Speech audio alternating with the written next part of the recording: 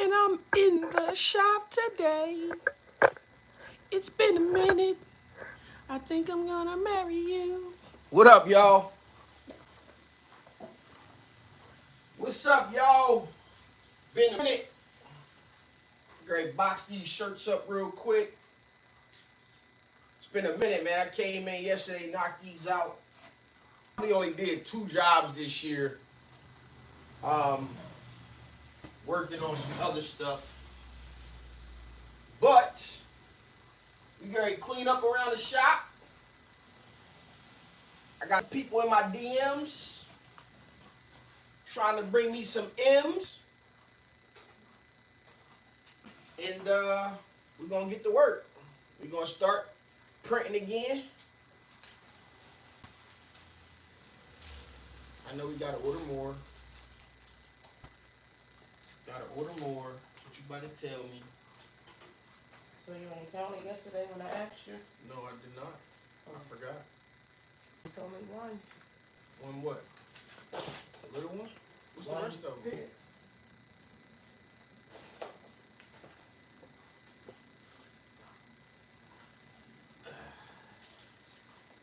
It's a beautiful day. Want to work for the day. Let me get the rest. You know what I'm saying? I got to order something else anyway. Let's see. Guess we can drop the medium in here. Medium, what's these? Larges over here. Them smalls. Drop the mediums. Medium, schmedium. More medium, schmedium. Yeah, more medium, schmediums. Get these ready for pickup. Pick up Iana.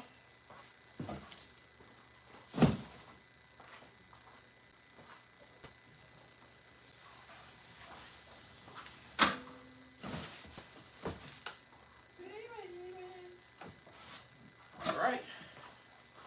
Shop's a mess in here, y'all. What's up, man? Oh, man. Got a lot to do. Got a lot to do. See the shop, man? It's a mess. Couch. The cleanup crew is supposed to get to my side, but they only worried about their side. And then tell me I'm in trouble when I ain't count the transfers. They supposed to get here long before now. They supposed to be in here last season. Last season. Cleanup crew is getting rehabilitated. Hey, baby, I think I'm gonna marry you.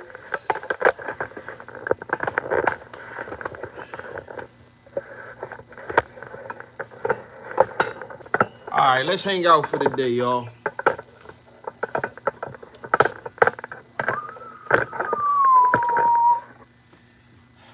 Let's hang out for the day. I got quite a few things going down. You wanna come get your bag?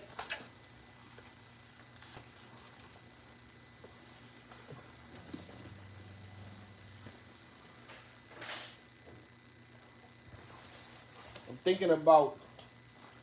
thinking about going to phlebotomy school, guys. Do y'all think I should do it? I need feedback. I'm learning to be a vampire.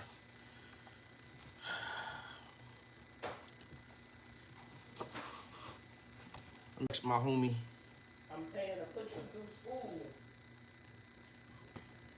To tell people I put you through school. You paying to put me through school? Mm-hmm. Where's where is that? The group, the Fox.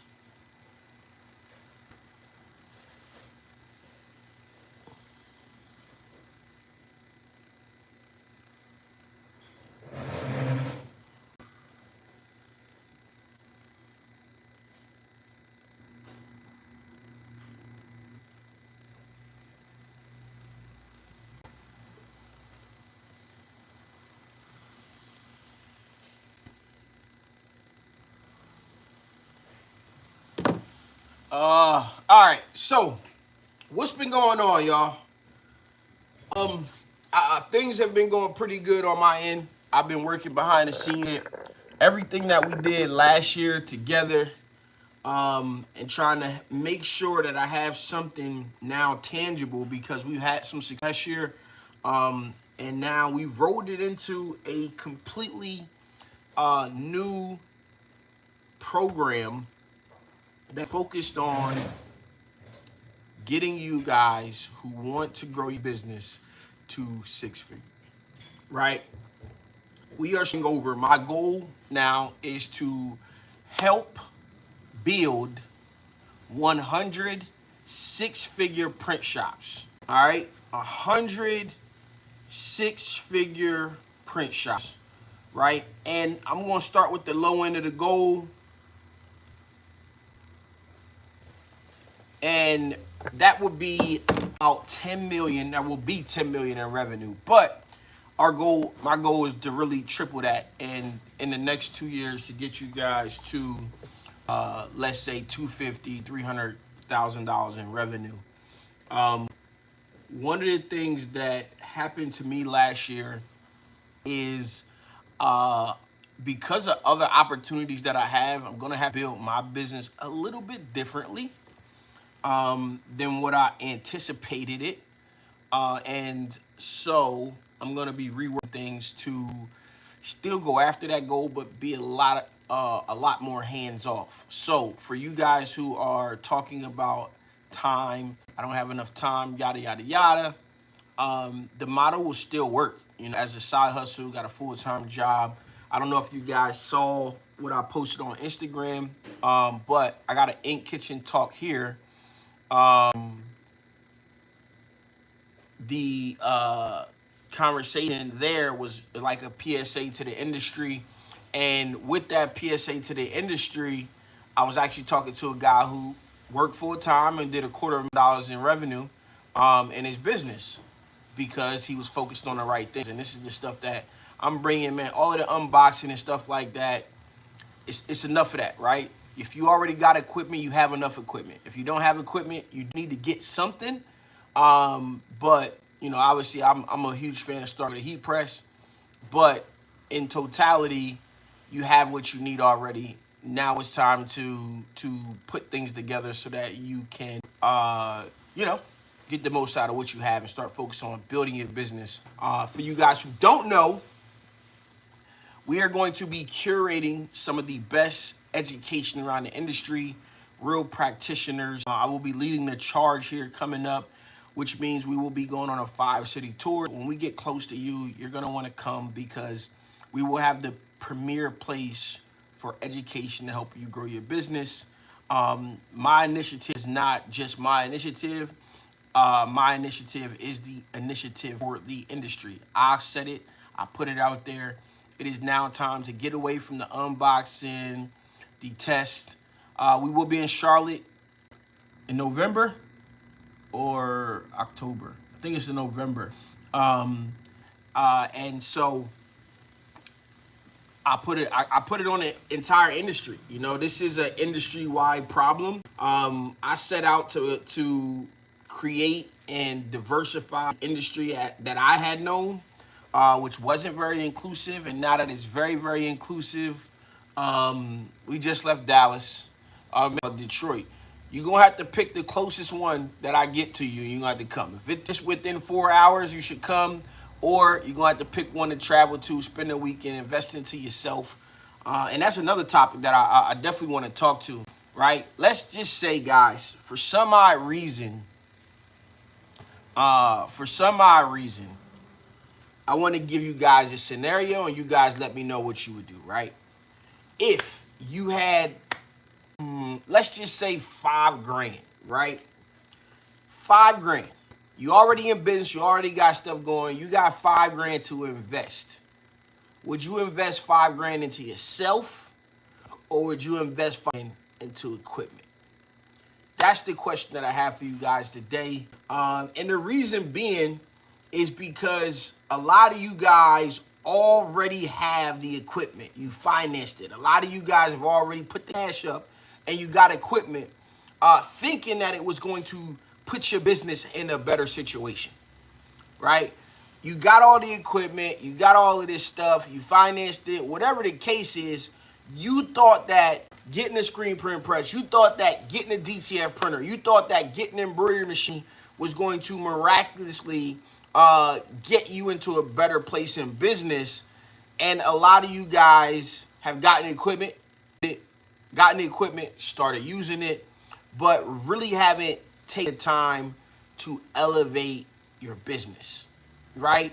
And I sit back and I look at my career path, and I'm going to pretty much spend my rest of the time on the internet talking about the same thing for at least, I talked about that last one for the last 8 years. So we're going to spend the next 5 to 10 years just focused on business growth and development. But I look at my career path and the people that I've come across, the content of mine has touched, and it's no doubt that it will help you make money. It's no doubt that people are making money. But when I look at the entire framework or the entire business of what I'm doing, there's some very, very minute differences, right? And what is the difference between you and wherever you are in this journey? Maybe you at, extra 10, 20, 30 grand, and somebody who's doing 150, 100, 200 grand, and the difference between somebody who has $1 million print shop. And the simple fact, it has nothing to do with equipment. It has nothing to do with what you can make and the different items that you can put together and all of that kind of stuff. It has everything to do with the focus and understanding of working on and growing the actual business that you're in. This is now, like I spent the last year, I gave y'all some classes. Some people took them serious. But if you attended a class and you didn't add revenue into your business, then it's some sense of being accountable and being around like-minded people.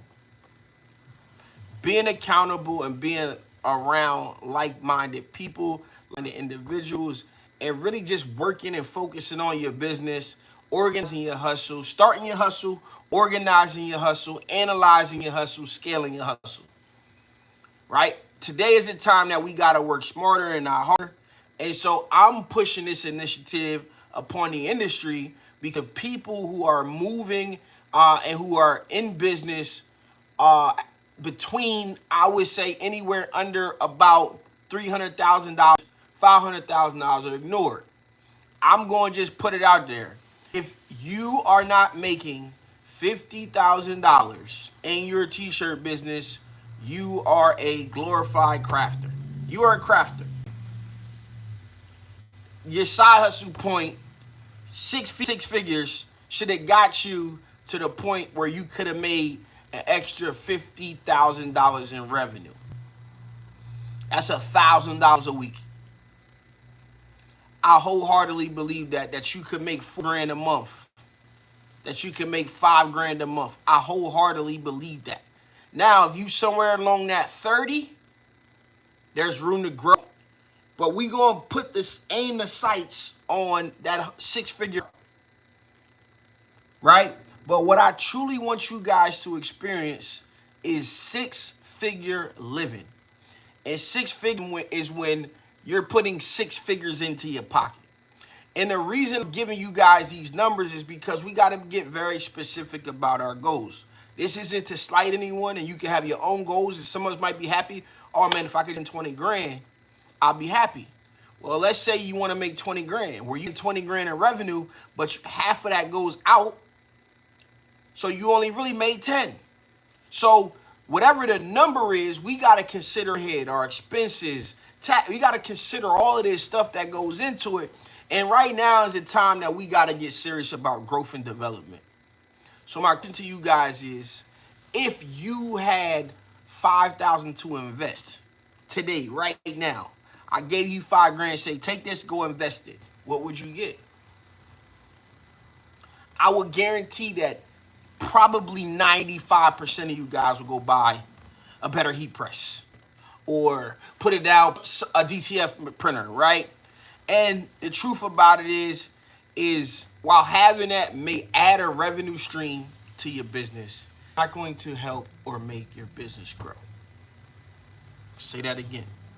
The truth of the matter is, by having that, it is going to have a revenue stream. It may add some revenue, but it's going to bring you back to the same point, and your flaws are still going to show because now you have a more expensive piece of equipment or an additional piece of equipment. However, you're still not seeing the revenue that you want to see, and you got to ask yourself, why is that? The context around the t-shirt industry on YouTube is missing. There's context around, hey, here's a tutorial on how to do this. Here's a tutorial on, oh, go off and do your business. The context around this entire thing is missing of what it truly takes to run a business. And I did it last year just to prove a point. I got started back, I got my consulting business. That's how I was making my money. That hit the fan. We back at it right now, but that hit the fan. And I said, you know what? I'm going to do two. Start the print shop, and I'm going to work on everything, and I'm going to tell everybody what I'm working on, tell everybody how this aligns, and we're going to see what happens after year one. Now, year one was a slight disappointment for me, right? We ended up at around 90, and some people be like, dang, you missed your goal. Like, oh, man, 90, oh, I didn't hit the 100, right? I didn't hit the big 100. I didn't hit the big 6 figures.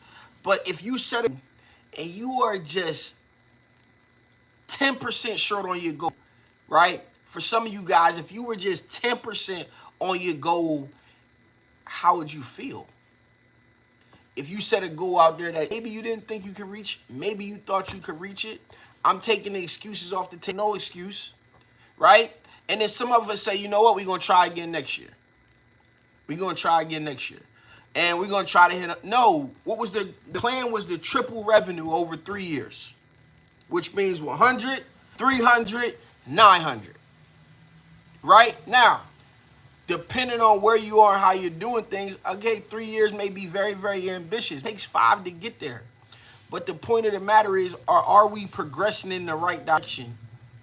Is our goal going to stretch us? Is our goal going to force us to grow? What is it that we do well? I put together 3 books. They're not linked up anywhere, so you got to be up to get them. But I put together 3 ebooks that will help you formulate the number or the top 3 things that you guys told me you're struggling with who filled out the goals form. I appreciate everybody who participated. But the top 3 things that all of you guys have told me across the 50 or so goals form that I saw, one outside of, this is the bonus. Some of you guys don't have big enough vision or goals for this, right? Some of you guys don't have, I had to get on the phone with a few of you guys and say, listen, I need you to think big. I need you to like go after it. Because setting a goal that is easily accomplished doesn't help you. It doesn't help you grow. It allows you to coast. You know what I'm saying? So the top 3 things that you guys have said that you're struggling with is first pricing. So I created the ultimate or the perfect pricing guide. It's called Only Count the Profit. I was thinking about print shop pricing. I think I'm going to change the name of it. But I created this guide for you guys so that we can make sure that you're making money. A lot of you guys don't know if you're making money. The guide for that is going to solve it. The second thing is marketing.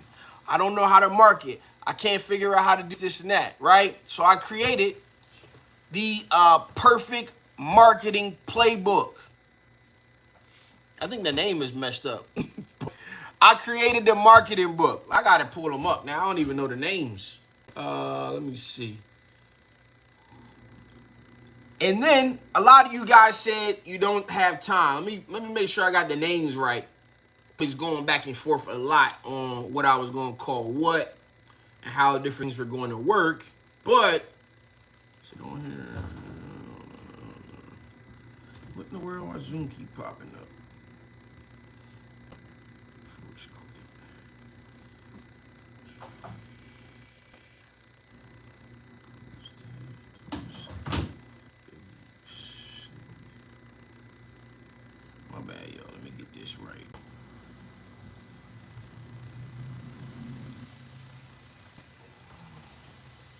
Let me get this right real quick for y'all. I got my 20. Oh, it's not even open. I can't even open it. Anyway, the third thing is time. So we created, and this one I know is the playbook, the outsource playbook, outsourcing playbook. So there's been 3 things that you guys have told me you're struggling with, and I solved the problems.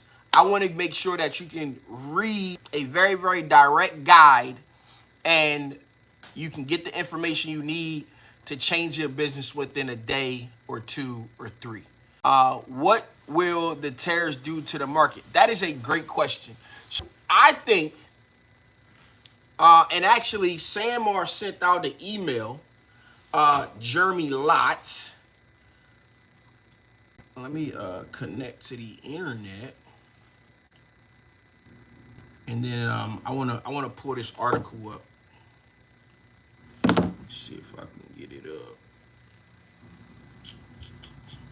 So basically, Jeremy from Samar has sent out this email about the tariffs. So what's going to happen in this, based on this email, was that he was going to jump the price up in June. They're going to end up diversifying the production, moving production in places that aren't affected or less affected by tariffs. Meaning, Samar has a big a facility inside of Honduras. They're going to move more production into Honduras. What you looking for? The package. You did. You would have brought it in. So it's where you put it. I bought it. I handed it to you. And so they're gonna move production to places that have less tariffs. Now it's gonna take time. So here's the one thing, like what I saw with the pandemic where prices increased and all this stuff, I was saying it throughout time. I said, listen, these are our new norms. We need to correct our pricing based on these new norms. Because I don't think that even if they save money in the long run, I don't think that they will ever reduce the prices. Now, in this, according to this email, he said there's going to be a price hike through 2025. So come June, the last of the year, they are going to adjust the prices up. Then he said in 2026, after they move production to places that are less effective, the prices may come back down. Now, I don't know if that's going to happen. But what I can say is that in dealing with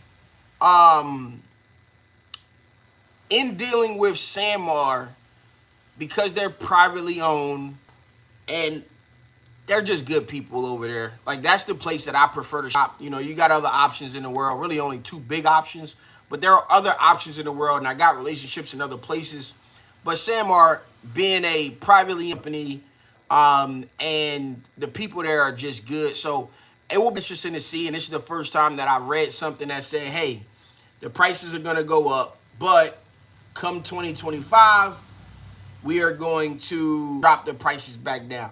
So, I mean, come 2026, I will be interested to see if that actually happens come 2026.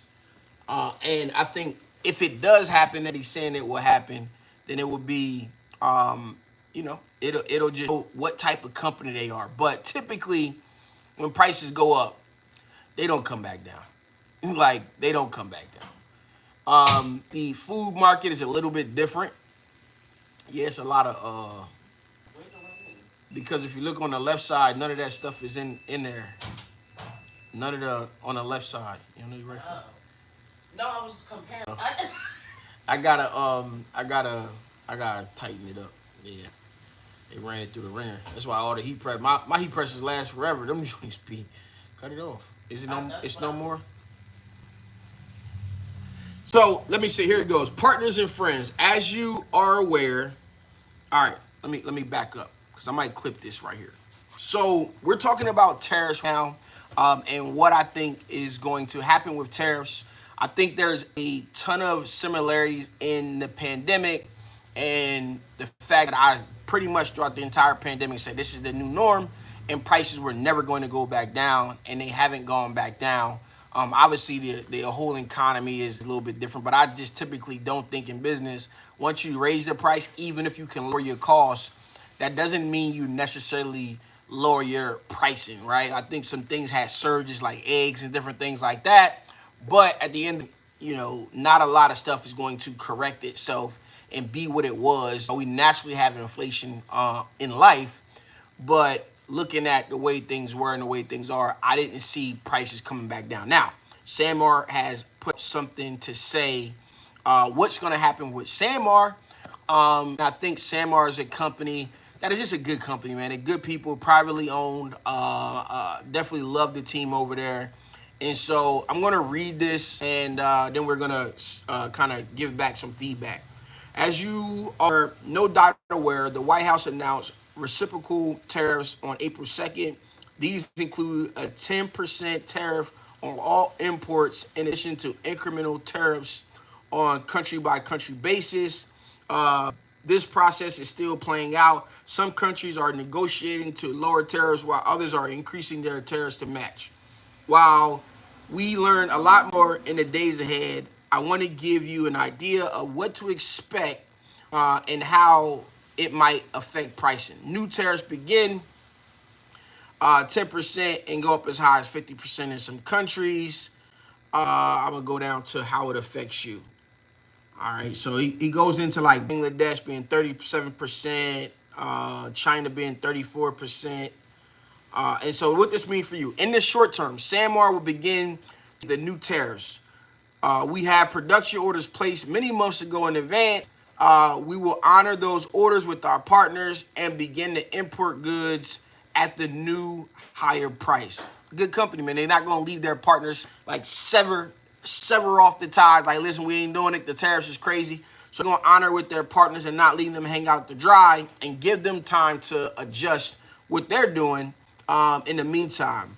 It says we will make a single price change June 1st with the plan to hold that change through 2025, which is good, right? You don't want a bunch of like, go to a company, hey, this month it increase. They're going to properly adjust their, what I'm probably going to guess is going to be probably around, I'm going to say it'll probably be a little bit more than 10%, maybe 15. Maybe they're willing to increase or they're willing to eat some of the cost, right? With private companies, they can kind of, like you look at the Arizona story, makes it very, very interesting. But it says instead of product by product or country by country approach to pricing, we're working to determine that is sufficient to balance the higher rates from countries listed above with the lower rates from Samar sourcing destinations. Our thought is to simplify. Our thought simplifies things and makes pricing more predictable. While it won't be insignificant amount, we will do everything we can to minimize the increase. We'll update you next week with full details. So I didn't read that portion, which pretty much says they're going to try to find somewhere to offset based on where they actually produce things. So we might be seeing a 15 to 20% increase. So what does that mean that you guys should do? You should be increasing your prices 15 to 20%, right? As soon as it's possible, we will shift as much production as we can from high tariff to low tariff countries like Honduras, where they make most of their important company and district t-shirts. Listen, I love Honduras. I've been to Honduras. I've seen these factories. They're in the same lots as the Jerseys and the Hanes and the Gildens. The thing about, once I seen the production and then I started to explore the products, I feel like we should be you guys should be looking at and shifting to third-party options outside of the big name options. Why? Because they're made literally by the same people. But I do think that Samar's house brands has a better quality than what you would see at a Gildan on what they do have available. Like, I love Important Company. I love District. And I started to switch everything that I do to those brands. And then the last but not least, if that strategy is successful and if countries can negotiate lower tariffs, we would expect that prices will come down in 2026. Now, that's the asterisk piece that we got to wait and see what happens. I don't think it happens, and maybe it does, but, if anybody would do it, I would expect privately owned company like Sanmar to do it over a company that has financial backing and investors like say an SNS Active, where if the cost comes back down and you're used to paying a price, they're going to squeeze every last percentage of profit that they can. Let's see. Yeah. So that was just from Jeremy Lott, the president and CEO. I've never met Jeremy, but I met Renton, who actually, well, I guess I don't know what Renton's title is. This person that I worked with when I went to Honduras. So that's kind of the tape. And so, like, it will be very interesting to see the prices drop in 2026. So I feel like they're going to probably end up with like an 18 to 20% increase. And the thing about like pricing is when you have and you know the formula, you create a table or a sheet, you input the changes based on the product that you use, you import the cost, and everything else will calculate itself. And this is why I stress, a lot of us start out where our pricing and we just take somebody else's price sheet, right? Got my price sheet right here. A lot of us start out and we find somebody's price sheet and we just use their price sheet. For some of us it'll work, for some of us it won't work. Use that as a guide. But based on pricing and different things like that, if you don't know what goes into the pricing, then you can't make adjustments based on your situation. What I mean by that is you can get my shop docs, right? Only way to get my shop docs is to get the Only Count the Profit book. And the reason I did that is because I could give you this, but your cost, like you might be buying Shopee versus direct from Sanmar. So the numbers that I have here based on what you're paying may not make you any money, or it may not make you enough money. And you may be working for less than minimum wage because you don't understand the formula. You don't understand what's going into this calculation, overhead and different things like that. So you want to make sure that you know and understand formula when it goes into it. So that was my little spiel about the tariffs and different things like that. I think it's interesting times, but you guys should all spend, once all these changes take effect, you guys should spend a little bit of time looking at your pricing, adjusting your pricing. And listen, if your customers don't want to pay the new pricing, and you want to make them happy, you're in their business over you, right? You're choosing them and their comfortability over your business and your lifestyle. And that's just not a good practice. That's not something that you want to do and getting it going. So just to quickly recap, you guys have the opportunity to fix problems, focus on growth, set a goal, attack the goal. And there's 3 things that we all struggle with, and I have the solution for. If you want one of the solutions, let me know. Shoot me a DM on Instagram. If you want to explore growing your print shop and you want guidance and go down in the description below. And in the description below, you'll find a link to my team. Book a call with the team. See if the program's a good fit. If not, make sure you're on the email list because we're providing constant value. And the 3 things that people are struggling with are pricing, our marketing, and time. So I appreciate you guys. We're about to start in the other business over there. We're getting it going. But I'll talk to you guys in a later live. Appreciate you guys for hanging out with me this morning. Peace out.